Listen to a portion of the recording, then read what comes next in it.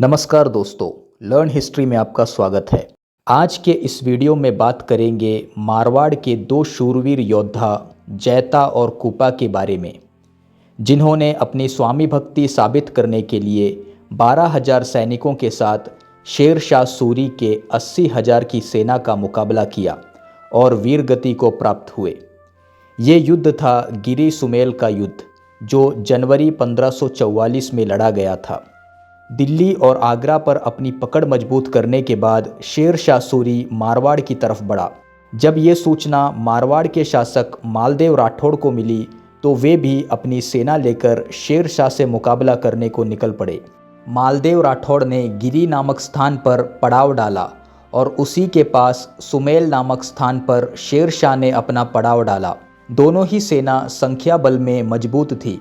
इस कारण शेर शाह को युद्ध हारने का डर था।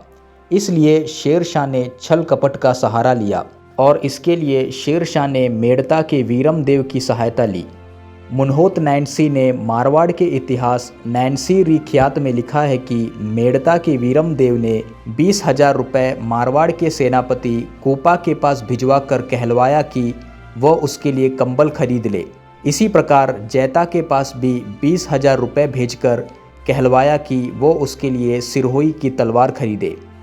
इसी के साथ उसने एक पत्र मालदेव राठौड़ के पास भेजा और कहा कि आपके सेनापति घूस लेकर शत्रु से मिल गए हैं, आप चाहे तो जांच करके देख ले।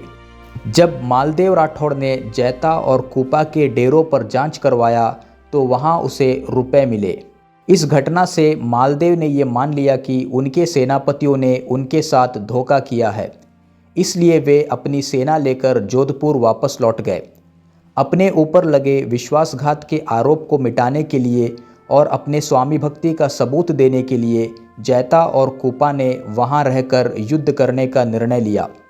जैता और कूपा के साथ मारवाड़ के 12,000 सैनिकों ने भी युद्ध करने का निर्णय लिया। अगले दिन सुबह भीषण युद्ध हुआ। जैता और कूपा के मुकाबले अब शेर शाह की सेना 6 गुना बड़ी थी। फिर भी जैता और कूपा ने शेर शाह की सेना की हालत खराब कर दी।